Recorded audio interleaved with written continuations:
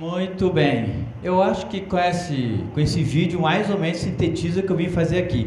Que eu queria começar logo agradecendo o convite que me foi feito, sendo que eu fiquei pensando, o que eu vou falar para um bando de engenheiros da minha área de pesquisa? O que vai interessar eles ouvir um pouco mais sobre esses organismos fabulosos, que realmente são fabulosos, pelo menos para mim, que os estudo, né, para esse pessoal que talvez tenha tido pouco contato com eles. Mas o ponto básico que eu vou fazer hoje aqui é tentar mostrar a vocês um apanhado geral do que a gente sabe desses organismos e muito mais ainda dos problemas que nós temos na elucidação de até questões praticamente triviais a respeito desses animais e aonde eventualmente poderíamos ter assim, falando de uma forma bem ampla, assim, colaboração de diferentes outras áreas, inclusive, por que não, de engenheiros mecânicos. Bom, quando eu falo de pterossauros, a gente está falando desses animais que realmente fascinam as pessoas, né? É incrível. Os pterossauros, quando você fala nesse tipo de organismo, o que causa de atenção, particularmente no público leigo, é tremendo. Sobretudo depois do Jurassic Park. Não preciso nem dizer a vocês que o filme Jurassic Park é maravilhoso, etc, etc, etc, etc. Mas quando a gente vai falar de algumas reconstituições do que foram feitas lá, são mais ou menos, né? Algumas reconstituições, inclusive, errôneas. Mas o ponto importante para mim é destacar a vocês, como você já viu no vídeo, que os pterossauros não são dinossauros. Olha, se tem uma mensagem que eu gostaria que vocês tirassem daqui, uma das principais mensagens é essa. Nem tudo que é fóssil, que é grande, que está extinto, cai nessa categoria que nós comumente chamamos de dinossauros, tá? O que a gente pode falar deles, eu vou falar um pouquinho mais, é que eles têm os dinossauros, os pterossauros, como vocês viram no filme, eles têm um ancestral recente mais comum, mas depois cada um seguiu o seu caminho evolutivo. Nós sabemos que esses animais são extremamente diversificados. Por que sabemos isso? Porque eles são encontrados em todos os continentes. Em praticamente todos os principais depósitos fossilíferos que nós temos, não apenas assim no Brasil, mas a nível mundial, você encontra algum registro de pterossauro. Eles viveram basicamente na era mesozoica, onde os seus primeiros registros datam de mais ou menos 215 milhões de anos, então camadas formadas há 215 milhões de anos, e os seus últimos registros datam aí em torno de 66 milhões de anos. E durante esse tempo todo, esses animais literalmente dominaram os céus do nosso planeta. E mais ainda, uma característica bem bacana desses animais, eles foram os primeiros vertebrados a desenvolver um voo ativo.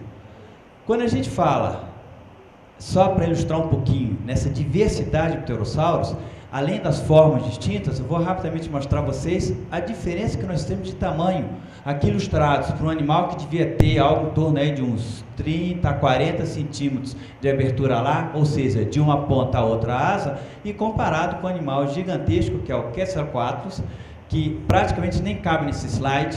Sim, eu forcei um pouco a barra para não caber nesse slide, para tentar fazer um pouco o slide mais impressionante, mas esse animal tinha uma abertura lá, girando em torno de 10, e tem até exemplares que nós acreditamos tenham tido 11 metros de abertura lá. E teve uma introdução que foi feita aqui, foi bem bacana, né, para falar desses problemas que nós temos em termos desses animais voadores. Sim, é verdade que o albatroz hoje, em linhas gerais, tem menos de 20 quilos. Para pterossauros, se alguém me perguntar, aliás, eu fui até perguntado pelo Átila aí fora, Alex, qual o peso de um pterossauro? Eu disse, Átila, peso de um pterossauro? Depende. Depende do quê? Não, depende de quem você consulta, que varia desde 100 quilos até perto de 500. Mas nós vamos voltar a falar sobre isso em breve.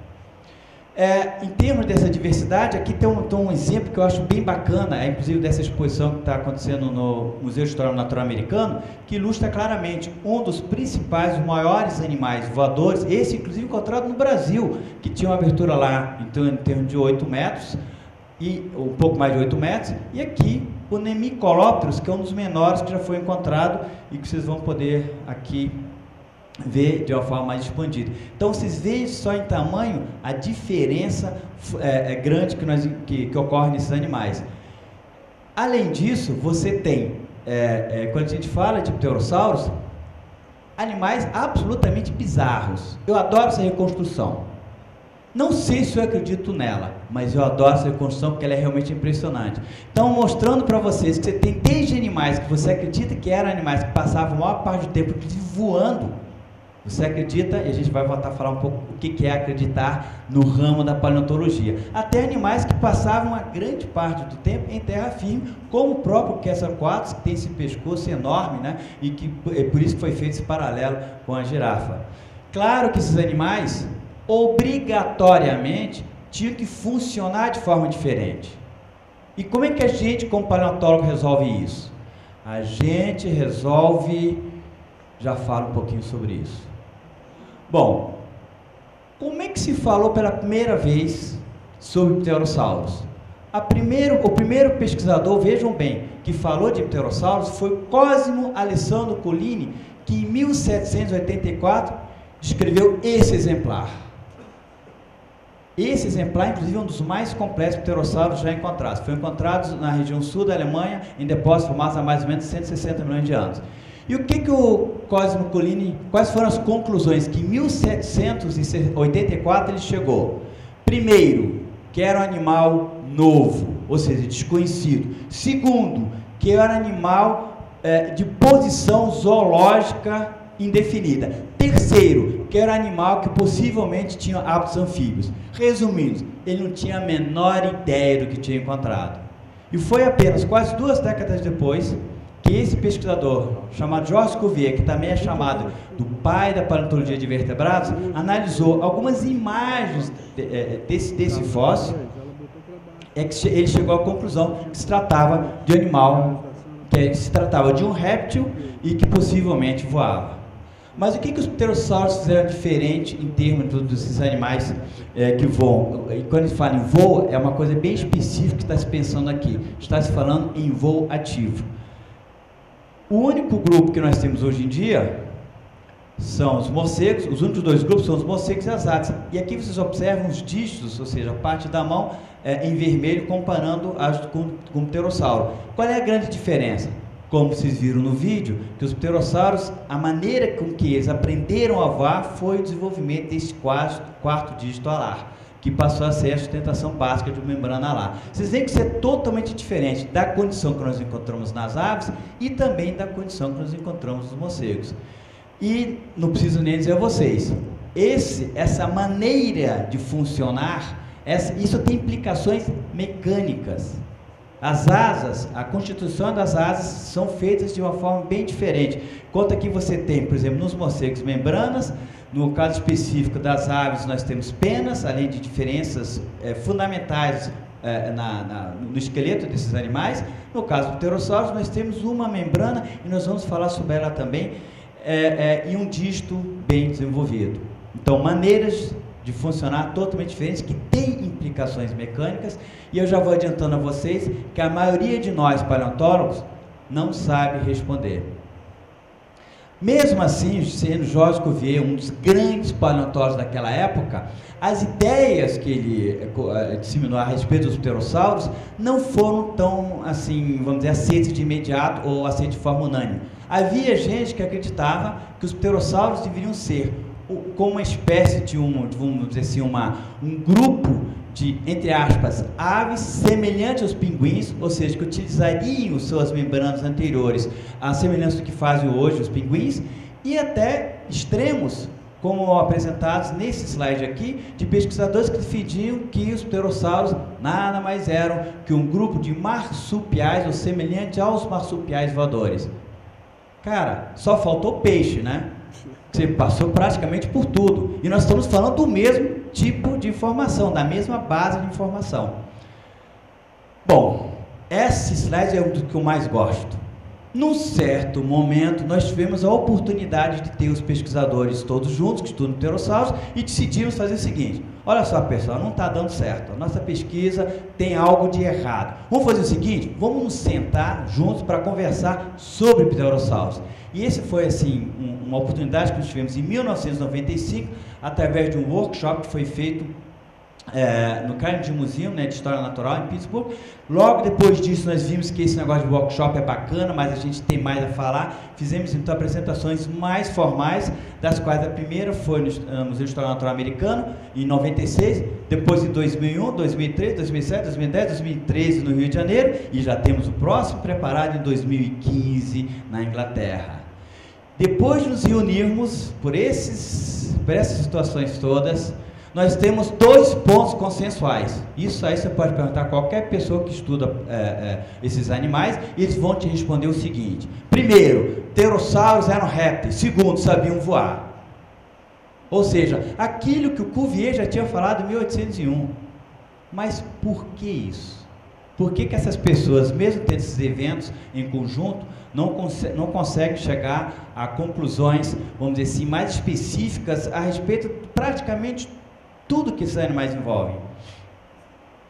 Basicamente, porque eles não só são totalmente diferentes de tudo que existe, e aí vai a minha tentativa de estimular vocês, para vocês pensarem que esses animais funcionavam, tem questões mecânicas, tem questões de voo envolvidas, né, com isso. Eles eram totalmente diferentes de tudo que a gente tem hoje em dia, mas também eram extremamente diferentes entre eles. Aqui a ser exemplificados por um grupo em Anguirite, que é encontrado aqui no Brasil, e um grupo chamado Astartes, encontrado nos Estados Unidos. Vocês veem que eles eram não só diferentes de tudo, mas também muito diferentes entre si.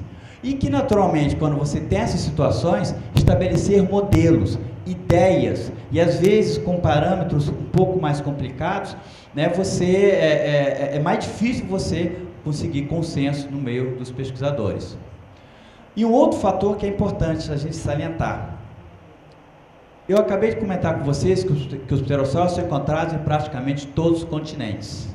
Legal. Só que mais de 50% de toda a diversidade de pterossauros, estamos aí falando em torno aí de 200 e tantas espécies descritas, das quais em torno de umas 150 são consideradas válidas, tá? E mais de 90% de todo o material de pterossauro é proveniente de apenas alguns poucos depósitos, como Zonhof Limestone, Caucaso Zonhof, na Alemanha, no sul da Alemanha, o Kemet Greensand, que é encontrado na Inglaterra, Nile Barachock, nos Estados Unidos, e esses 3 depósitos contavam até na década de 50, 60, por praticamente tudo que se sabia desses pterossauros. Depois vou mostrar alguns exemplares deles.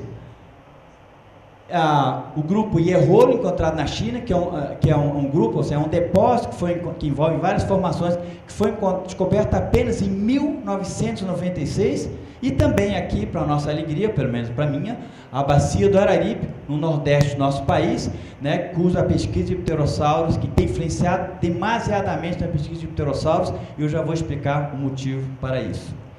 Então vocês veem uma concentração absurda de informação baseada em apenas alguns poucos depósitos. A África é praticamente um deserto em termos de conhecimento de pterossauros. A Antártica tem um húmero, 3/4 de um húmero. O húmero é um osso do braço. Na Austrália, aí nós temos uns 10 exemplares. O que é exemplar? É um pedaço de braço, um pedaço de perna e algumas vértebras. Mas isso também é uma característica que a gente tem em comum nos fósseis. É difícil encontrar o fóssil. Fóssil é algo extremamente raro, porque a condição normal que a gente vê na natureza é a matéria orgânica se decompor, ser destruída.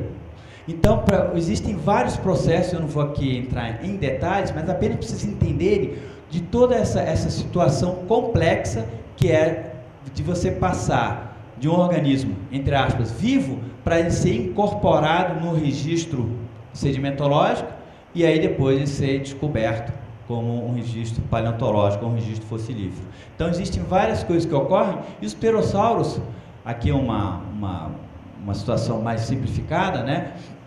Os pterossauros, eles não são propensos a uma boa preservação. O animal morre, é soterrado, etc, etc, até que o paleontólogo faça a sua descoberta e pose para as fotos dos jornais. Só que para acontecer tudo isso, são processos extremamente difíceis, particularmente para animais voadores, e um dos pontos principais é justamente a fragilidade deste esqueleto. Eu tenho certeza que se eu chegar aqui para vocês, ou para a maioria de vocês, e pedir para me apontar a espessura do osso deste, que é o osso é um húmero, né? Se eu pedir aqui, me mostra aqui a espessura do osso nesse húmero, vocês iriam se equivocar. Esse é de um animal que tem mais ou menos a abertura lá de 8 metros. Nós estamos falando do húmero, que é um dos principais ossos envolvidos na mecânica de voo. A espessura dos ossos é apenas essa fina camada com menos, em muitas partes, de 1 milímetro e na maior parte com menos de 2 milímetros. Então vocês veem um animal com uma abertura lá de 8 metros, com os ossos extremamente finos. Aqui também você tem uma vértebra, essa é uma vértebra no pescoço desse animal. E aqui eu vou aproveitar uma rápida carona para mostrar a vocês como é difícil e por que essa diversidade toda, em termos de conclusões que se chega ao peso desses animais. Isso aqui é uma vértebra. Se você fizer uma modelagem olhando para essa vértebra, você vai chegar a um valor de peso. Só que, se você cortar essa vértebra, é isso que você vê. Essa aqui, camada de osso fininha, bem menor que 1 milímetro, corresponderia a mais ou menos essa região por aqui. Então aqui dentro você tem um monte de trabéculas e aqui você tem onde ficaria o canal neural. E agora vem o desafio. Como é que a gente consegue fazer alguma coisa com isso para ter uma estimativa de peso? Você tem que incorporar isso, esses vazios dentro do seu cálculo para tentar chegar a essa projeção. Quantas vezes isso já foi feito? Nunca. Nunca ninguém fez isso, inclusive pela dificuldade própria do estudo desse material. Um outro ponto. Aqui, vocês lembram daqueles 5 depósitos que eu mencionei para vocês? Esse aqui hoje é o Camet Greensand. E eu sei que vocês vão ter dificuldade de acreditar em mim, mas baseados nesses exemplares, que são os melhores que foram encontrados, tirando uma outra descoberta recente, nessa região, foram baseados 36 espécies diferentes. E o que são esses exemplares? Cacos, fragmentos de arcadas superiores e arcadas inferiores. Aqui vocês estão vendo um dos principais pterossauros, que é muito importante para a gente entender um pouquinho mais como esses animais evoluíram. Esse material que foi encontrado na Itália, é um pterossauro, acredita em mim. Aqui é o crânio, aqui é a coluna vertebral, por aqui sobrou da cauda, aqui tem aqui é o húmero, antebraço, aqui a parte da asa e aqui uma parte dos membros posteriores. Sabe o que sobrou desse material? Apenas essa parte óssea. Vocês sabem por quê? Porque quando ele foi encontrado, alguém resolveu lavar. Sabe quantos pterodáctilos a gente tem? Esse. Tá bom, tem um outro lá que pode ser, pode não ser. Tá? Mas o ponto que eu quero mostrar para vocês, e vocês veem também, já conseguem claramente identificar aqui, a dificuldade de preservação desses animais alados. Por contrapartida, nós temos outros fantásticos, como esse material, que é o Ranfurhynchus, encontrado na bacia de Zornhofen, onde você tem um crânio, a asa completa, a coluna vertebral, e notem essa região aqui. Isso é impressão de tecido mole, sobre o qual eu vou falar em breve. Então, vocês veem a dificuldade que às vezes a gente tem até mesmo de fazer comparações entre os próprios exemplares de pterossauros. E, por outro lado, nós temos um material maravilhoso, encontrado aqui no Brasil, onde você tem material preservado em 3 dimensões. Vejam bem, todos aqueles exemplares compactados, e aqui exemplares preservados em 3 dimensões. Aqui é uma região da bacia, aqui é o canal pélvico, aqui é um fêmur, aqui é um crânio, segurado pelo meu colega Jorge de Almeida Campos. Então, vocês veem como nós temos assim a possibilidade, com base no material do Brasil, é do Brasil, não precisa ir lá fora não, está aqui o material, com o material do Brasil, fazer pesquisas em termos de anatomia, e aí envolve morfologia funcional, e aí com esperanças alguma coisa de biomecânica, com o material que nós temos aqui. E apenas só para lembrar, essa é a região que fica na bacia do Araripe, no nordeste do nosso país, entre os estados de Piauí e Pernambuco, que inclusive é de onde sai a maior quantidade de pterossauros bem preservados que nós temos a nível mundial. E apenas para ilustrar novamente, aqui vocês veem um osso, uma seção de um osso longo, de um pterossauro encontrado na China, vejam a compactação, e esse seria o correspondente encontrado no Brasil, mais especificamente na unidade que eles chamam de formação Romualdo. Não é de se admirar que o grau de informação que a gente pode ter no material preservado, ou tão bem preservado como esse aqui, é bem diferente, o que faz com que o material brasileiro seja realmente bem destacado. E, ainda no material brasileiro, nós temos às vezes a preservação de tecido mole. Nós estamos aqui mostrando para vocês fibras musculares de 110 milhões de anos. Sim, não é a matéria orgânica, é a matéria orgânica substituída, mas com detalhamento, uma precisão de preservação que até o presente momento, para pterossauros, é praticamente único no nosso país. Agora eu vou falar de algumas questões mais controversas, alguns problemas que nós temos na pesquisa de pterossauros. Bom, um dos primeiros pontos é a questão da filogenia, né, com o filme. Vou só passar rapidamente sobre isso. Nós temos 3 hipóteses principais. Uns que acreditam que os pterossauros estariam posicionados mais perto dos prolacertiformes, ou seja, na linha Itiquamata. Outro grupo que defende que os pterossauros estariam na base daquilo que chama de arcossauro, ou seja, nós temos aqui aves, terópodes, aqui dinossauros, aqui os jacarés, né, e o pterossauro seria mais primitivo, ou ocuparia uma posição mais basal em relação aos jacarés, e outro grupo que defende, que é a maioria que defende, que os pterossauros seriam um grupo irmão de dinossauros. Vocês veem que é uma coisa simples, e mesmo assim, pessoas boas, líderes de pesquisas, defendem hipóteses totalmente diferentes. É uma questão ainda não resolvida. Por quê? Bom, esse seria o organismo que nós temos mais próximo ao pterossauro. Eu sei que eu estou abusando muito da boa vontade de vocês, por isso que eu vou apresentar logo uma reconstrução desse animal. O que é isso aqui? Impressão de ossos. Não tem osso, é impressão de ossos. Então, a coisa mais próxima que a gente tem daquilo que se chama protopterossauro são 3 exemplares desse tipo aqui você tem parte de ossos longos, né? E cuja reconstrução é essa, que naturalmente, vamos dizer assim, a acuracidade é bastante limitada. Mas esse é um dos principais motivos pelos quais nós ainda nos debatemos dentro da pesquisa científica da posição dos pterossauros na cadeia evolutiva dos répteis. Bom, como é que esses animais caminhavam? Você vai pensar, mas não, peraí, rapaz, nem isso vocês sabem?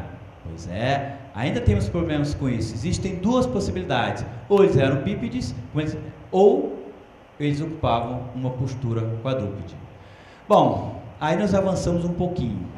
Nós encontramos alguns exemplares, como esse, que é um material encontrado no Cazaquistão, de sorte pilosa, que são os membros posteriores, onde, se você tiver uma boa vontade, vocês vão ver aqui são os pés desses animais. Aqui nós temos uma pequena membrana unindo esses membros posteriores.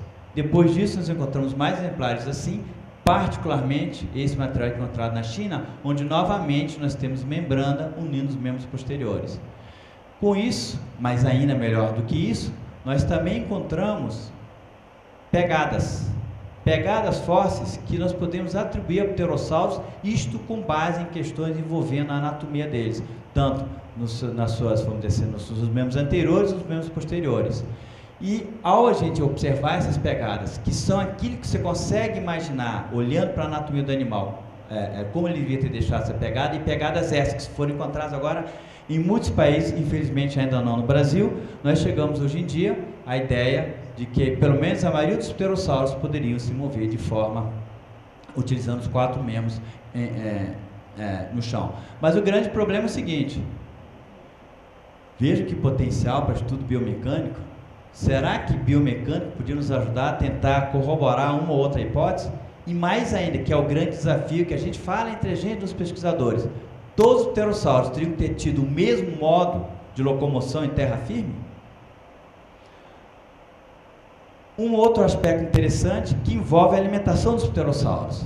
Aí vocês podem imaginar, a alimentação também é um problema? Claro, eu não tenho nenhum modelo atual, então como posso tentar estabelecer modelos que podem mostrar para a gente como esses animais se alimentavam? Bom, em linhas gerais, nós temos alguns que nós acreditamos que se alimentavam de insetos e que é basicamente formulado por questões que envolvem dente e também a forma do crânio. Inclusive, a gente acredita, sem uma evidência direta, né, ou evidências todas indiretas, que talvez os primeiros pterossauros tenham tido essa maneira de se alimentar. E nós temos, por outro lado, animais que nós acreditávamos que pescavam, que seria inclusive a maior parte desses pterossauros. Aí vem justamente um trabalho que foi publicado na Science 2002, onde nós defendemos a ideia de que talvez esse pterossauro, chamado Thalassodromus 7, poderia cortar a água, se alimentar de uma forma similar, análoga, não igual, análoga ao que a gente encontra no gênero Rhincops, uma ave atual, também comumente chamada de talha-mar. Muito bem, esse modelo tem sido questionado, e aí vem de novo a pergunta: será que a biomecânica não podia nos ajudar a tentar solucionar isso? Quais são as forças que estão envolvidas quando esse animal voa e insere a membrana, perdão, a arcada inferior dentro da água? Isso é possível do ponto de vista biomecânico? Novamente, são estudos onde a gente acredita que a interação de diferentes áreas de pesquisa poderiam, pelo menos, ajudar a diminuir as opções que nós temos para certos tipos de, vamos dizer, hábitos alimentares. E nós temos também ideias que alguns pterossauros, como esse aqui, que é chamado Tapejara-Hofferi, aqui você tem um esquema desse animal, aqui é a região da órbita, essa enorme fenestra na asa orbital, aqui é a região anterior do crânio, aqui é a região posterior do crânio, né? E nós acreditamos que esse animal talvez pudesse alimentar de frutificações. Essa é a minha construção, uma ideia geral que a gente tem. Novamente, será que a biomecânica podia nos auxiliar para tentar solucionar isso? Será que, comparando aves que atualmente se alimentam talvez de sementes, não existe algum, vamos dizer, aspecto que a gente pode incorporar e aplicar para esses animais voadores chamados de pterossauros e poderiam solucionar um pouco mais esses problemas? Além do mais, nós temos outro tipo, apenas para ilustrar a vocês, a diversidade desses animais, que seriam animais filtradores e aqui estabelecidos pelo gênero Pterodactylus encontrado na Argentina. E esses são centenas de dentes e realmente aqui que esse animal devia filtrar a água para se alimentar de pequenos organismos é uma ideia que é quase que consensual na pesquisa. Agora nós temos uma outra pergunta que é bem mais interessante, pelo menos da forma com que eu vejo, que é a questão das cristas cranianas desses animais. Que pterossauro gostava de crista? Isso gostava. Desde formas primitivas, como Australopithecus cristatus, que foi encontrado em sedimentos de mais ou menos 210 milhões de anos, até formas derivadas, como Quetzalcoatlus, que é um dos últimos pterossauros que foram viventes, passando por estruturas absolutamente aberrantes como essa. Olhem vocês, esse quadro de cristas diferenciadas, e teriam outras que eu poderia apresentar, e imaginem vocês tentando solucionar do ponto de vista biomecânica algumas das possibilidades e relativas às funções dessas diferentes cristas. Mas é claro que o principal, mas é claro que já teve gente tentando fazer isso. Eu vou apresentar algumas das ideias agora rapidamente. O principal organismo estudado, o principal pterossauro estudado para a questão de função de cristas é o Pteranodon, né, que é aquele ilustrado, que foi ilustrado no Jurassic Park. E a ideia que tivemos, né, com base nesse material, este aqui é o crânio, um dos principais crânios desse material, região anterior, região posterior. Aqui você tem uma crista que é incompleta, com base em exemplares mais completos. A gente sabe que essa crista, pelo menos dessa espécie chamada Pteranodon longiceps, ela era desenvolvida para a região posterior, como vocês estão observando aqui. E foi um estudo bacana, e foram vários estudos interessantes que foram feitos e que viravam desde ideias gerais como inserção muscular. Claro, você tem uma projeção óssea na região posterior do crânio, o que você vai imaginar? Inserção muscular. Ademais, você tem ideias sobre a aerodinâmica também. Baseadas em quê? O bicho voava, não voava? Voava. Aquela crista estava lá, não estava? Eu não podia tirar ela para voar. Ou seja, alguma função aerodinâmica tinha. Mas também teve trabalho que tentou, de uma certa forma, precisar isso um pouco mais. Isso é um trabalho feito pela Brownwell e Whitefield em 74, né, intitulado Biomecânica de Pteranodon. Bem bacana, bem interessante. Os modelos utilizados em 1974 são atuais? E entre as conclusões que Brownwell e Whitefield tiveram, é que essa crista podia servir como freio aerodinâmico. Olha, eu juro a vocês, eu não entendo aerodinâmica, mas freio aerodinâmica, eu tenho uma certa dificuldade de fazer essa noção. E também teve, em termos outras possibilidades, é que talvez essas cristas podiam ser utilizadas para dimorfismo sexual. Mas nós também chegamos, aqui inclusive aqui ilustrado por material encontrado na formação Niobrara nos Estados Unidos, né, que seriam então uma espécie com machos de um lado, fêmeas do outro, uns com cristas grandes, fêmeas com cristas pequenas, não me perguntem por quê, e outros, uma outra espécie, né, que também sendo encontrada em depósitos um pouco mais jovens, novamente machos com cristas bem desenvolvidos e fêmeas com cristas menores. Mas nós tivemos também, com base nesse Thalassodrome 7, que é inclusive um material que a gente tem grande esperança de escanear por aqui, fazer todo o nosso trabalho a respeito até da maneira com que esse animal se alimentava, né? Se podia inclusive se alimentar de uma forma semelhante ao talhamar, né? Essa descoberta teve uma repercussão tremenda, né? na mídia inclusive, né? E que nós, olhando para esse material, nós podemos constatar, sobretudo nesta região posterior, eu vou mostrar um detalhe agora, essa região craniana, aqui vocês observam onde ficaria a órbita, né? Aqui a fenesta orbital. Com um pouco de boa vontade, vocês vão conseguir observar umas certas linhas aqui, que são inclusive paralelas, e que de uma certa forma se juntam, e que nós ilustramos novamente nesse desenho aqui. Observem esse canal central e linhas, daí essas linhas que vão se bifurcando. Essas linhas nós interpretamos como a interpretação de vasos sanguíneos. Se são vasos sanguíneos, essa é a melhor interpretação que nós conseguimos chegar, nós interpretamos que isso talvez pudesse ser utilizado, que esse animal e outros com essas grandes cristas podiam utilizá-las para inclusive regular a temperatura do seu corpo. Mas era assim? Essa é a pergunta que eu coloco para vocês. Será que, utilizando-se de outras fontes, de outras metodologias para tentar analisar esse material, será que nós temos de alguma forma a fazer alguma coisa mais empírica? Será que existe maneira de a gente tentar calcular se realmente, utilizando uma projeção, o grau de troca de calor entre essa crista e o meio ambiente poderia ser significativa? Um outro aspecto interessante que a gente faz com o estudo de pterossauros, e cada vez mais tem sido aumentado, é a questão de paleohistologia. Aqui vocês veem esse exemplar que está exposto no Museu Nacional. Isso foi objeto de um estudo que foi realizado por um aluno que hoje é pesquisador da Universidade Federal de Pernambuco. O problema da paleohistologia é simples. Para você poder fazer qualquer tipo de estudo assim, você tem que cortar o material. Eu não disse que o fóssil era raro?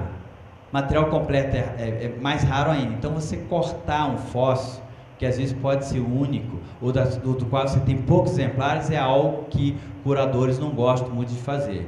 Mas nesse caso específico, nós entre aspas, utilizamos essa asa completa desse material encontrado aqui na Bacia do Araripe, que era preservado de uma forma fantástica, e nós utilizamos isso para uma dissertação de mestrado, que depois foi desenvolvido a nível de doutorado pela Juliana Saião, e que chegou a conclusões bem bacanas. Entre as conclusões, ela corroborou outras ideias também de outras sessões histológicas que foram realizadas, que esses animais, pelo menos esse que ela estudou, cresciam de uma forma bem rápida e que, de uma certa forma, envolve no alto metabolismo.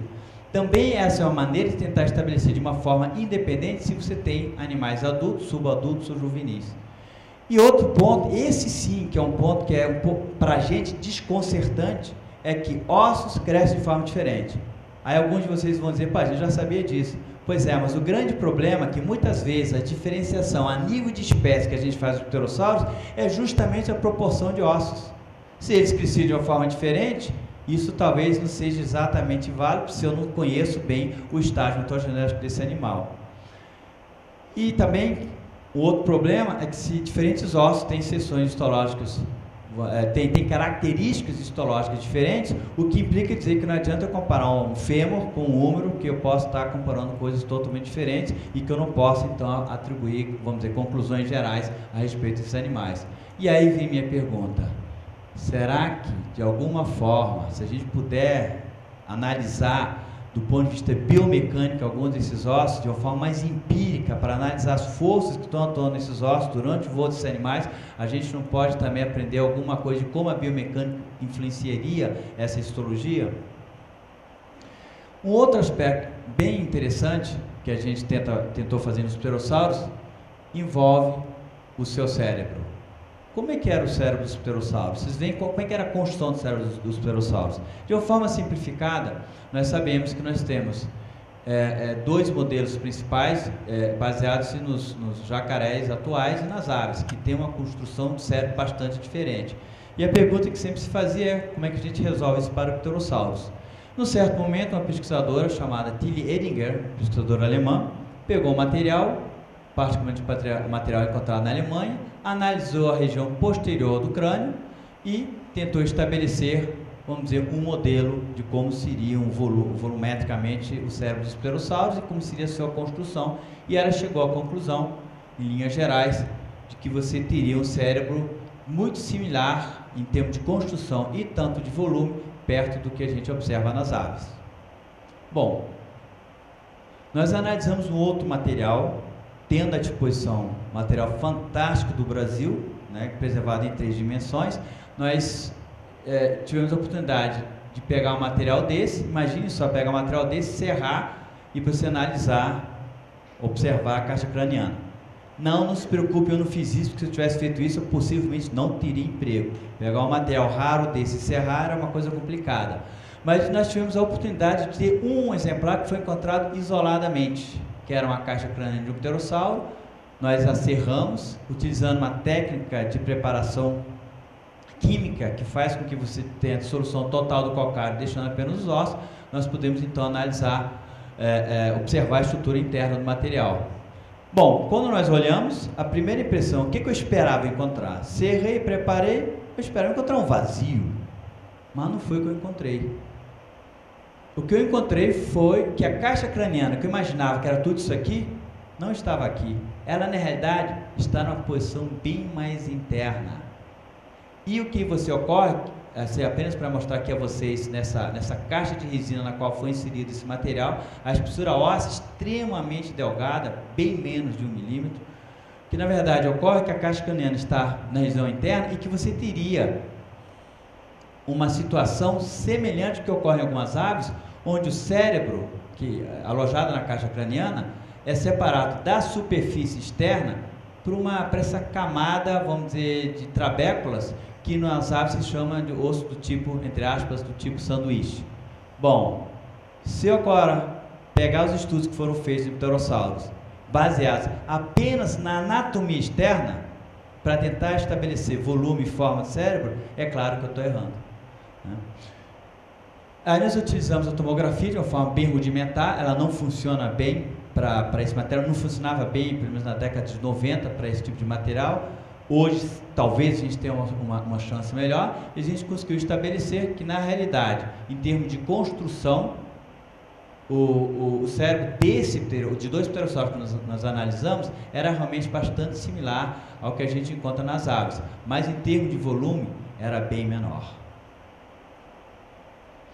E um outro aspecto, e esse aqui bem interessante, essa é uma pesquisa que eu gostaria muito de desenvolver, que é a questão da membrana alar dos pterossauros. Em linhas gerais, o que a gente sabe sobre essa parte desses animais?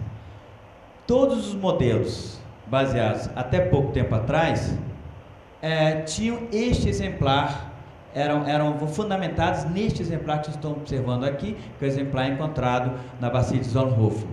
Observe que você tem a asa desse pterossauro e observe essa região aqui, que é a impressão da membrana alar. E se vocês observarem bem, vocês vão ver que vocês têm essas linhas paralelas que se modificam um pouco, e essas linhas paralelas foram chamadas de fibras estruturais e que tem o nome de actinofibrilas. Bom, com base nisso, quais são os modelos que você tem para a membrana alar de pterossauros? E eu acho que vocês conseguem imaginar a implicação que você tem disso do ponto de vista biomecânico.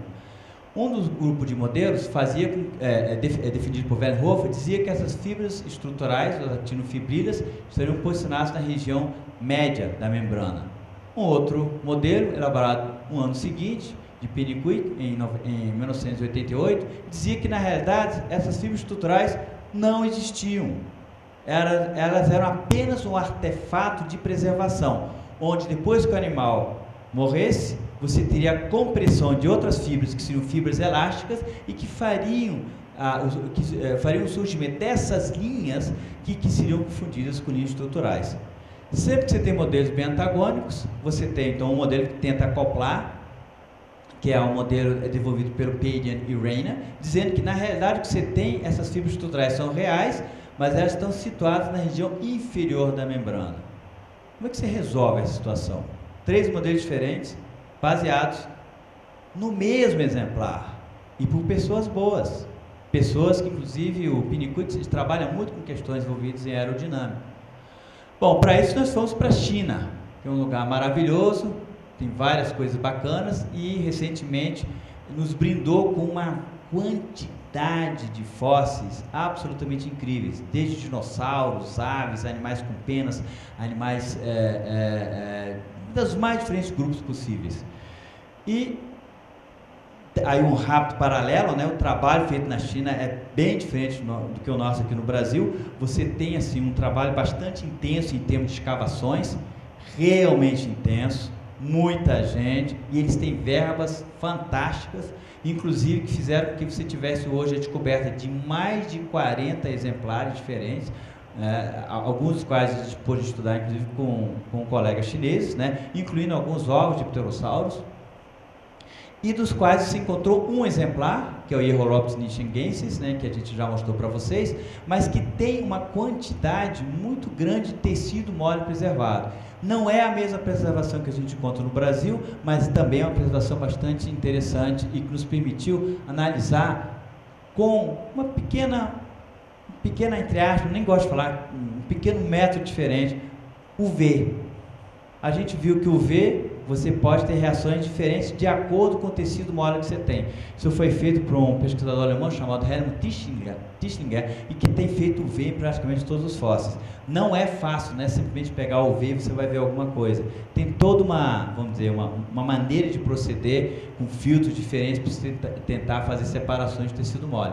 De qualquer forma, nós podemos separar várias partes, inclusive outros tipos de fósseis. Vamos ao que interessa, que é essa região que tem aí, sei lá, 1 centímetro, 2 centímetros quadrados.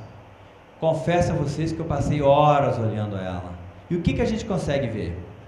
Basicamente, a presença de diferentes fibras, algumas das quais a gente não entende bem ainda, como essa fibra que a gente chama a fibra B. Diferentes fibras e o que é melhor, diferentes camadas dessas fibras paralelas que nós chamamos de actinofibrilas.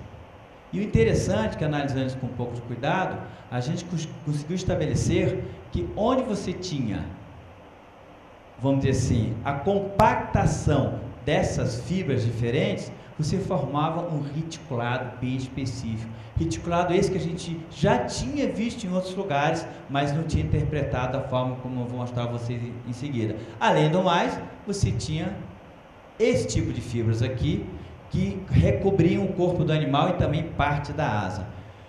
Fibras essas que receberam a designação de picnofibras. Bom, como é que ficam os modelos? Nenhum deles funcionou bem. Se esse material encontrado na China corresponder para todos os pterossauros, o que você tem na realidade são pelo menos 3 camadas, podem inclusive ser mais, onde você tem actinofibrilas orientadas de uma forma totalmente diferente. Elas são paralelas entre si na camada, mas diferentes dependendo da camada que você está, e, por sua vez, formando então, esse reticulado bem típico. Se a gente observa isso em outros fósseis, a gente pode falar que a gente tem esse tipo de fibra, esse tipo de camadas, e recobertas por outras camadas externas, e que onde você teria essas picnofibras, o que a gente também chama de forma informal do pelo dos pterossauros. E no meio disso você tem vasos sanguíneos e possivelmente nervos e por aí vai. Uma outra recente descoberta importante que nos está, vamos dizer assim, avançando um pouquinho no estudo dos pterossauros, foi novamente da China, né, onde você encontrou numa certa região uma quantidade muito grande de fósseis. São dezenas de fósseis, totalizando perto aí de 40 indivíduos. E o que a gente conseguiu estabelecer, que essas camadas seriam, vamos dizer assim, camadas formadas bem rápido, de uma forma bem rápida, onde você não teria mistura de indivíduos diferentes, de diferentes espécies, pelo menos. E a gente conseguiu estabelecer crânios diferentes, onde você tem uma variação na formação dessas cristas, onde então a gente pode estabelecer que a variação em termos de crista, você tem variações em indivíduos praticamente do mesmo tamanho, variações essas que nós interpretamos como sendo variações de dimorfismo sexual. E o melhor, encontramos ovos de pterossauros. Eu não vou negar a vocês que é um tremendo orgulho, eu tenho histórias para contar dessa descoberta fantástica, porque antigamente eu mostrava aqueles outros ovos de pterossauros para vocês, mostrando aquele primeiro site da China, e dizia que tinha um problema, que não tinha sido eu que tinha encontrado. Mas esse eu participei, esse eu também ajudei a achar. E esse material muito bacana, e o que a gente estabeleceu? Que na realidade esses ovos possuem similaridades com os ovos de esquamata, particularmente de cobras. Então eram ovos com casca, entre aspas, mole. Sim, tem uma superfície calcária, mas a casca, isso tem toda uma implicação para a fisiologia desses animais. Nós estamos falando de uma descoberta feita esse ano. Mais de 200 anos que a gente conhece os pterossauros, e esse ano a gente tem uma ideia mais consistente a respeito da maneira de reprodução de pelo menos uma espécie de pterossauros. Enfim, aí poderia ilustrar vocês, são paralelos, né, do que você encontra em estruturas que você encontra na casca dessas cobras que nós estudamos com as cascas dos pterossauros. E uma outra descoberta bacana que foi recentemente feita vem do Paraná e que também envolve dezenas de ossos que foram encontrados nessa região de Cruzeiro do Oeste. Também poderia falar à vontade muito sobre essa descoberta, porque também tem aspectos bem pitorescos. Mas o ponto importante é que você encontrou aquilo que a gente chama de uma camada de ossos cheia de pterossauros. Imaginem, no Brasil você tem basicamente pterossauros na bacia do Araí, você tem 2/3 de húmero encontrado na bacia de Pernambuco, Paraíba, né? E aí você tem alguns cacos de dente que você encontrou tanto na Bahia como no Mato Grosso, e aí de repente você encontra o que a gente chama um verdadeiro bone, uma acumulação de ossos com dezenas de pterossauros. Nesse caso específico aqui, existem 14 mandíbulas, 14 arcadas superiores, indicando que nesse pequeno espaço você teria pelo menos 14 indivíduos. Melhor, alguns estão articulados. Aqui você tem a coluna vertebral, parte do externo, parte da asa, parte de membros posteriores, e outros estão bem associados, inclusive envolvendo parte de crânio bem completo, como a gente observa aqui. Grande problema, você tem numa mesma rocha mistura de vários indivíduos. E qual é a complicação? Qual osso pertence a que indivíduo? De qualquer forma, nós podemos, pela primeira vez, estabelecer de uma forma mais, vamos dizer assim, baseada em material, que a gente com certeza atribui a uma mesma espécie, a variação ontogenética envolvendo, pelo menos nesse caso, a região anterior do crânio desses animais, demonstrando que a crista desses animais, que eram bem pequenos, já existia, era pequena, projetada, e aumentando à medida que o animal se desenvolvia, né, chegando até cristas desse tamanho em indivíduos adultos ou semi-adultos. E também variações, essas em termos de morfologia, que a gente observa também na arcada inferior, onde você tem uma crista quase não existente, que vai aumentando à medida que o animal vai se tornando mais velho. E o melhor de tudo, a gente pôde fazer, com base nesse material, uma reconstrução do crânio desses animais e estabelecemos então variações em termos da crista à medida que o animal vai atingindo a sua maturidade ontogenética. Mas aí vem aquela pergunta: será que não tem espaço para biomecânica nesse tipo de estudo?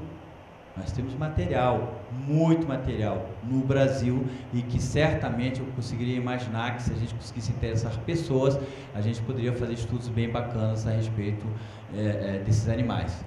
Por último, eu queria encerrar, né, mostrando aqui uns colegas meus, estudantes, né, que a gente faz esse trabalho de pesquisa bem interessante, né, um trabalho duro, o trabalho de paleontologia é duro, e quem sabe algum de vocês, ou colega de vocês, vai estar nesse grupo em algum momento futuro. E eu queria terminar rapidamente com algumas atividades que a gente faz a respeito de divulgação científica envolvendo a paleontologia, e com isso eu encerro minha apresentação. Obrigado.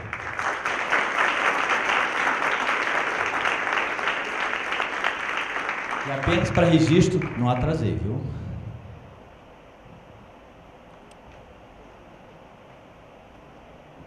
Ah, claro, evidentemente, Ele acabou de me lembrar. Pô, professor, já vai querer sair assim? Pô, paguei o café pro senhor ali.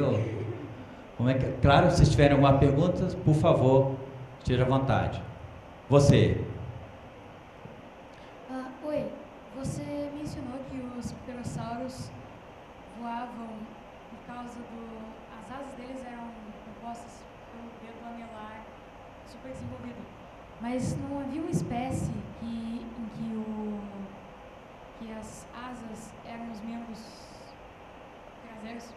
Os membros posteriores? Sim. Isso. Não, aí que está o negócio. Para um pterossauro, isso é uma coisa até bacana a gente falar. Te agradeço muito a pergunta, sobretudo, já arranjei um concorrente bem cedo, né?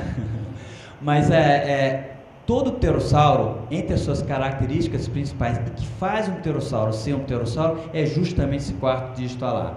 Neste momento, existe até, vocês vão até pensar que é brincadeira, mas não é não. Existe uma discussão, em função até descoberta que a gente fez nas aves. Você sabe que aves tem agora os microraptores, na verdade não são nem aves, são dinossauros que não estão diretamente na linha evolutiva das aves e que têm penas nos membros posteriores. E penas que você diz, olha, são assimétricas, ou seja, devia utilizar no voo. Nos pterossauros nós temos uma ideia de que, olhando para a região acetabular, que é onde se encaixa o fêmur, aquele fêmur podia rodar. Do ponto de vista encaixe fêmur com acetábulo, com a pelvis, podia rodar. E aí fica aquela coisa assim, será que ele não podia também ter utilizado a membrana posterior, os membros posteriores, que possuem inclusive membranas, para atividade de voo? Vejam que potencial do ponto de vista biomecânico, a contribuição que a gente não podia dar. Se fosse, como funcionaria e qual era a implicação? Teria alguma importância? Ou seria desprezível vamos dizer, o fato dos membros posteriores auxiliarem no voo? Né? Obrigado pela pergunta. Tem mais uma aqui. Claro, meu filho. Bem básica. Você não mencionou aquela ossada encontrada no Paraná. Isso. Eu não mencionei, você disse? Ela é realmente significativa ou foi 1, 2? Não, é extremo, se eu entendi bem a pergunta, foi justamente o que eu mostrei aqui no final, o Kaiowajara, né? Foi extremamente significativo, inclusive eu confesso a vocês, é aquela frustração do paleontólogo. Eu não vou mentir a vocês, eu sempre quis achar uma região que tivesse um monte de pterossauros. Não fui eu que achei, pelo menos participei do estudo, né? E aí o pessoal que achou, a gente ri bastante com isso, né? Que eu passo a vida inteira procurando, não acho. Quem achou foi um pessoal que nem estava tão preocupado e acharam, inclusive na gaveta de um museu, a história é maravilhosa. Mas o ponto que eu quero dizer é o seguinte, é que quem milita na área da paleontologia tem esse revés. A gente nunca sabe o que vai encontrar. Às vezes acha uma descoberta bacana, às vezes não acha nada. Passa o dia inteiro andando e sem encontrar nada. Só que é importante a gente tentar divulgar a importância que tem a pesquisa da paleontologia, porque às vezes a grande descoberta é feita por região local. Essa que você está mencionando do Paraná, o Kaiowajara, foi feito por 2 lavradores em 1971 e só agora que foi publicada. Aí tem outros motivos quais, né? Agora, voltando para os alunos de engenharia interessados em biomecânica, não precisa ir para o campo não, pode ir, já temos material prontinho só para ser estudado. Professor, primeiramente muito obrigado pela palestra, eu gostei bastante. Você falou sobre pterossauros que poderiam se alimentar de sementes, de frutos. Energeticamente falando, seria um gasto energético muito alto para poder voar. Eles teriam que ficar boa parte do dia se alimentando só de frutos para isso, não? Meu filho, que maravilha de pergunta. Quem é que me ajuda a responder essa? Eu não sei fazer. Você está vendo a interação? Qual é o custo energético? Qual é o custo de semente? O que poderia reproduzir isso para o animal? Quanto ele consumia? Que modelo a gente utiliza? Você está entendendo? Isso que justamente, esse é um dos principais motivos, né, que a gente procura tentar angariar pessoas de outras áreas e disciplinas, para inclusive calcular esse custo energético. Foi calculado no pterossauro, meio que na moedinha. Você está entendendo? Não de uma forma sistemática. Nada contra os meus colegas, às vezes a gente tenta resolver, mas a gente não tem essa ferramenta para resolver, ou melhor, o conhecimento que a gente para resolver. Agora, uma coisa eu posso te dizer, um estudo bem feito de biomecânica, tanto na questão de voo do pterossauro, se ele podia cortar a água, ou então questões energéticas envolvendo, inclusive essa sua pergunta, essa sua colocação, seria maravilhoso. Por que a gente diz então que o bicho comia semente? Frutificações. Porque ele é, bom, primeiro, ele tem uma anatomia totalmente diferente do resto. Só isso? É só isso. Ele tem um bico totalmente diferente de tudo, ele tem uma projeção na arcada inferior, na arcada superior, que é a massa semente, poderia amassar alguma coisa, do qual eu não sei a força. Seria bacana a gente poder fazer esse cálculo, né? O quanto ele poderia destruir ou não, se seria funcional, funcionaria. Como é que a gente vê de uma forma empírica? Este olhar empírico, a maioria, eu e a maioria dos meus colegas, a gente não consegue dar, até pela falta de conhecimento. Por isso é importante, nessa tentativa de atrair gente de outras áreas, para a gente tentar responder essas perguntas. E cada vez mais a gente caminha nessa linha, que são perguntas bem interessantes de serem respondidas. Né? Então hoje, porque a maneira fácil de fazer, só teriam duas para descobrir se ele realmente comia sementes ou não. Só duas maneiras. Conteúdo estomacal. Encontrar a fóssil é raro, encontrar uma fóssil de pterossauro. Aí justamente com a frutificação, ou 2, máquina do tempo. Eu não sei qual é a mais difícil. Ele falou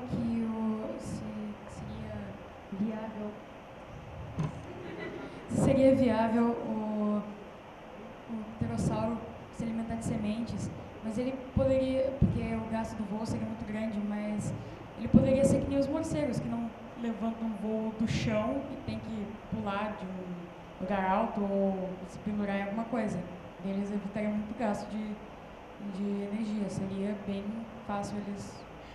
Você vê que pergunta interessante. Você sabia que a gente não sabe? Os pterossauros se podiam locomover do chão, sim ou não?